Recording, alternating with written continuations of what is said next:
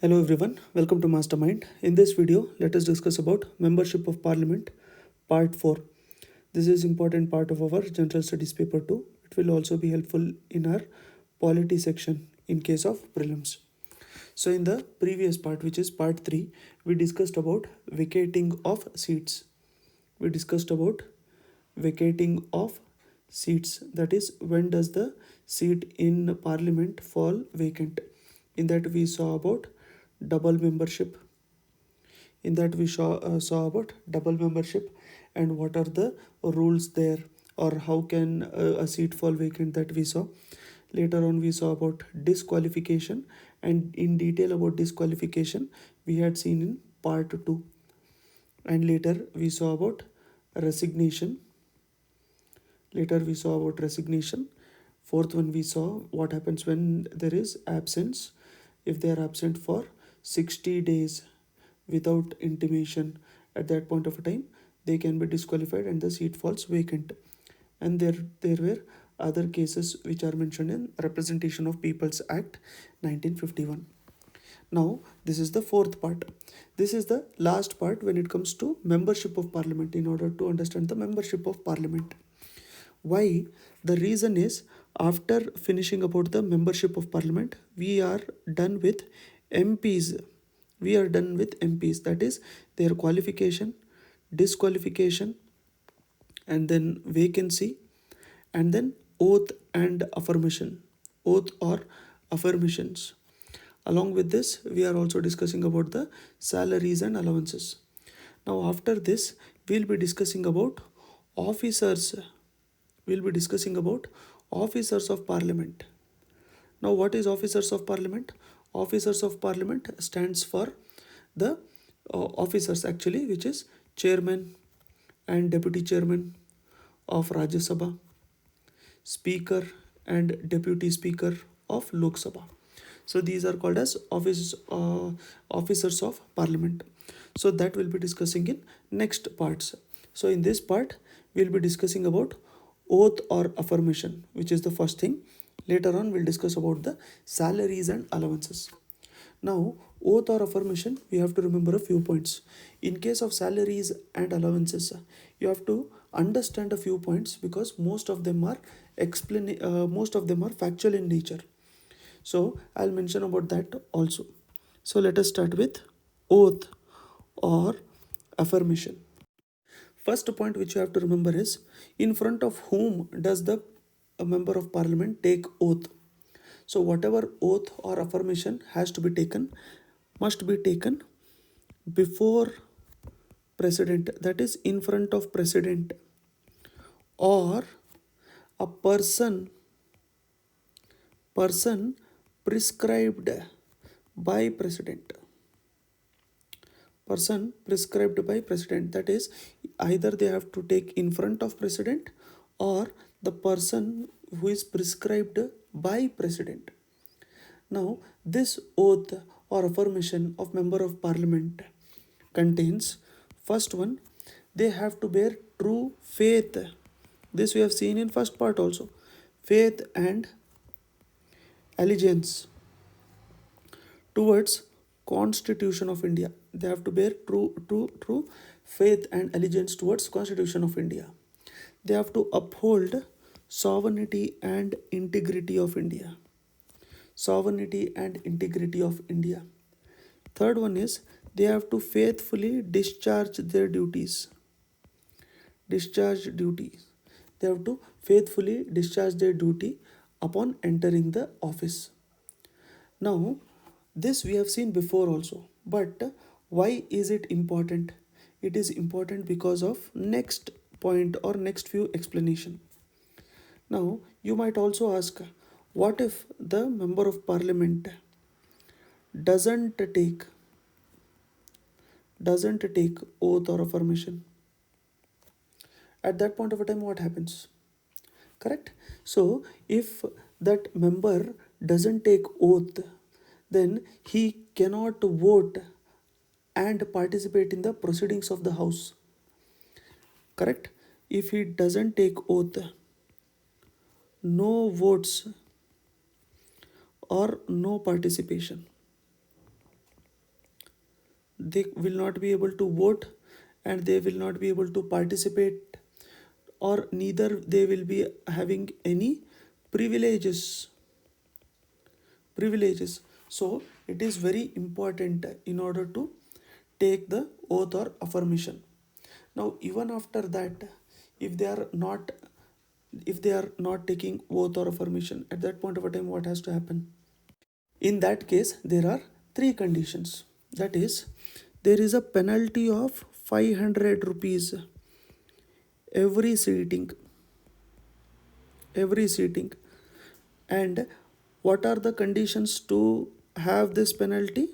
In order, if they have to pay the penalty, that before taking oath and subscribing to the prescribed oath, if they are participating, or sitting in parliament, or voting, that is, if they have not taken oath and even after that they are participating in the parliament, for every day they have to be paying 500 rupees fine. This is the first one. When he knows that he is not qualified, he knows that person is disqualified, even after that they continue in the office, they participate, even knowing he is disqualified or is not eligible, even after that if they are participating, then for every day they have to be paying 500 rupees fine. When he knows he is prohibited from sitting, prohibited, for example they are removed, okay, so for example they are removed from the parliament, they are expelled from the house, correct? At that point of a time also, if they come and attend the parliament, for every day they do, there is a penalty of 500 rupees. So these are some of the very important points with respect to oath or affirmation which you have to remember. So I hope you have understood. Most important point over here is about the MP, about the situation wherein the member of parliament doesn't take any oath and then they participate. At that point of a time, what are the conditions? Those are the things which you have to remember. Now let us move on to the last part over here, which is related to salaries and allowances. Salaries and allowances. Okay, so here the types of allowances are something which we have to understand before even understanding or reading about the allowances. First type of allowance which they get is the office expenses allowance. As the name itself is saying, that it is for the expenses which that person or member of parliament incurs in spending or in running his particular office. So that is, first one is office allowances. Next one is constituency allowance. Now, what is constituency allowance or why it has to be given? In case of office allowance, we understood that okay, in order to run their office, they have to be given amount, and for that they are giving office allowance. What is constituency allowance? Now, what happens is, in case of members of parliament, they are people's representative, and states representative. That means they have to be traveling to a lot of places in their constituency, traveling to constituencies. In order to incur the cost of this, the constituency allowance is given. This is first type of allowance. Okay, so the constituency allowance is the allowance which is given to member of parliaments to incur the traveling expenses for their constituency, inside their constituency, wherever they are traveling, in order to understand the issues which the people are facing. For that, constituency allowance is given. Next one important one is sumptuary allowance.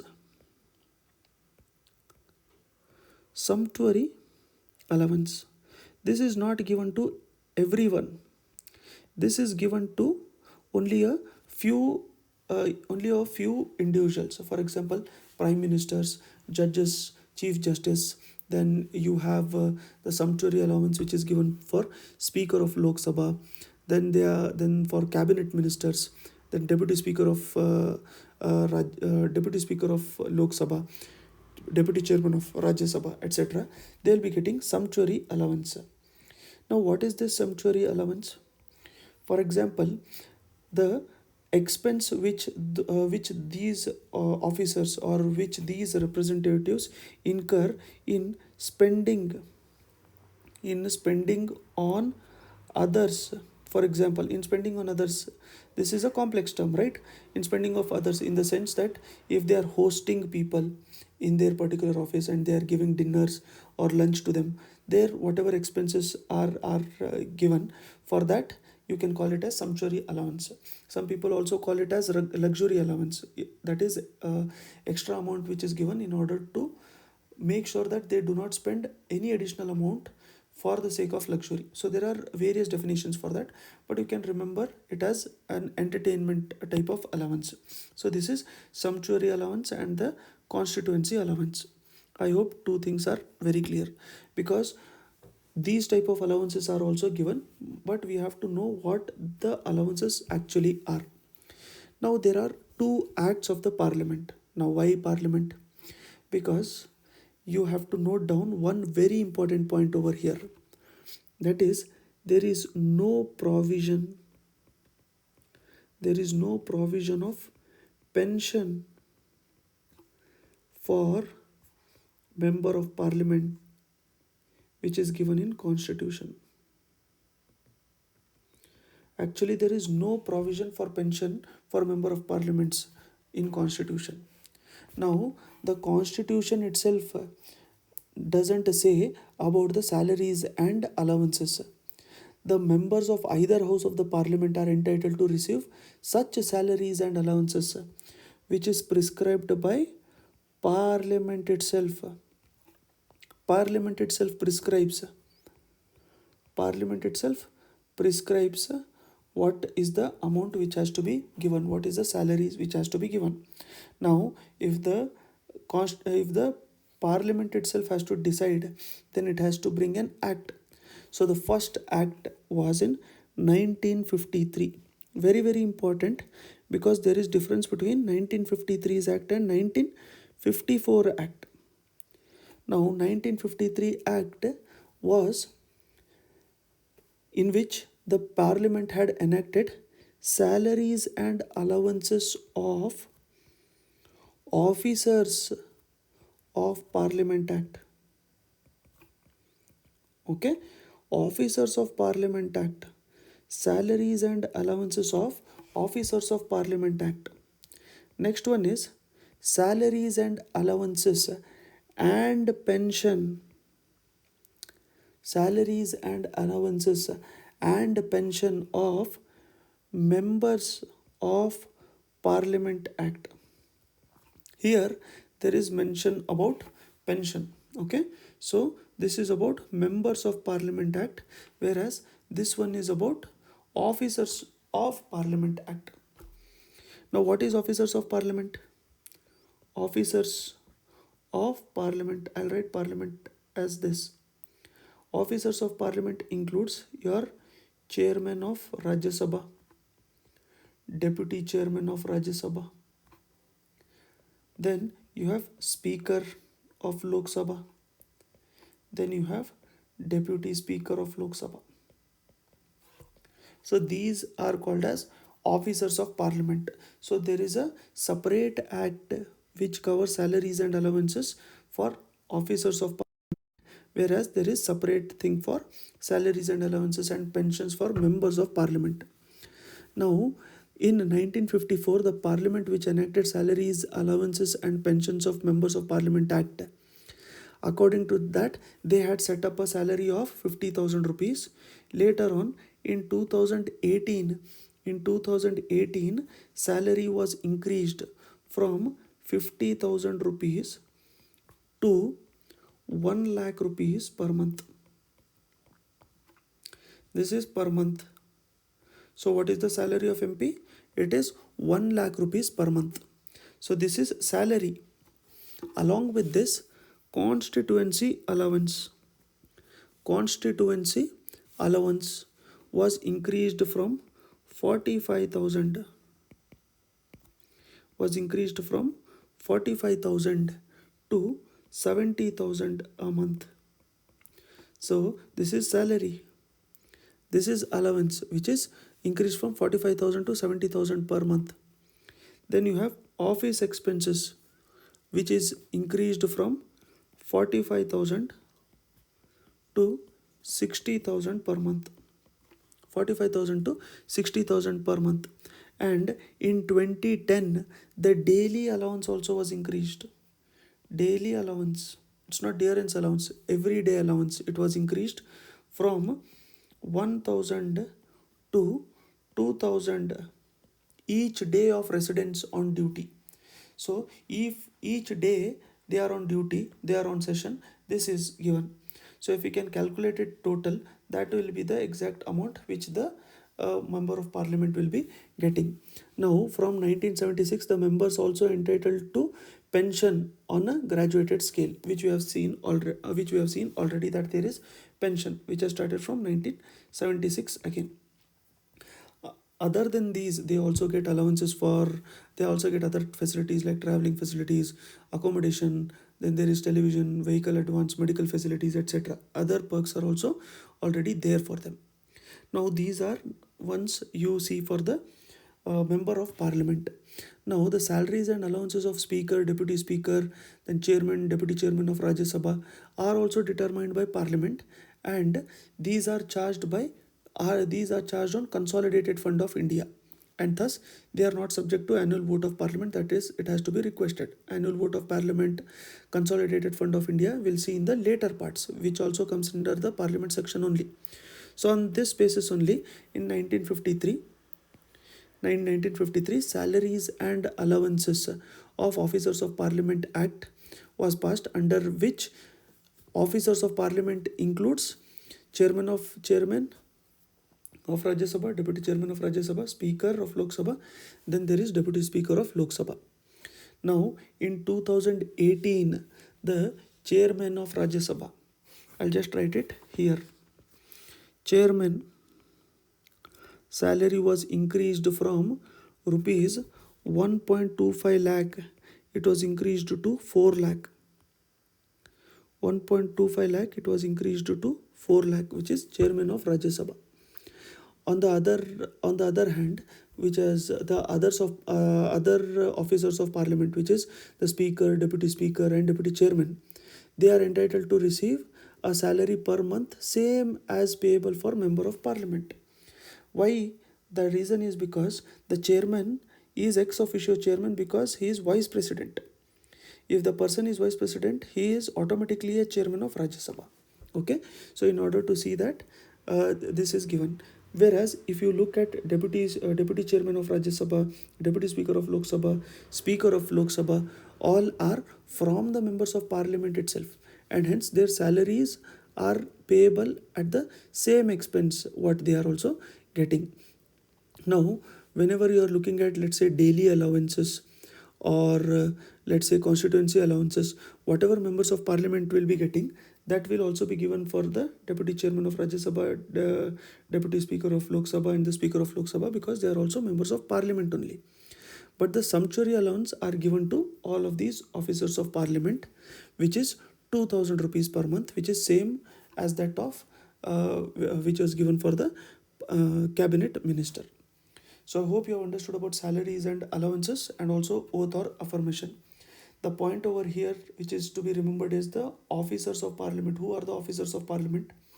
And then if they are asking you way factual questions for other examination, at that point of a time you can look at this chart in order to decide on the salaries which they are getting. And you have to know that parliament decides that, then there is no provision in the constitution to provide pension, but the pension is provided by the Act of Parliament, which is Salaries and Allowances and Pensions Act of 1954. And from 1976, the members were entitled to receive a pension on a graduated scale for each 5-year terms as member of either House of Parliament. Along with that, they'll be getting other facilities also, which is free accommodation, traveling facilities, telephone, vehicle advance, medical facilities, etc. So I hope you have understood about this part. In the next part, we'll start in the next series, we'll be starting with the officers of parliament, or we'll continue with the prime minister, which we had stopped previously.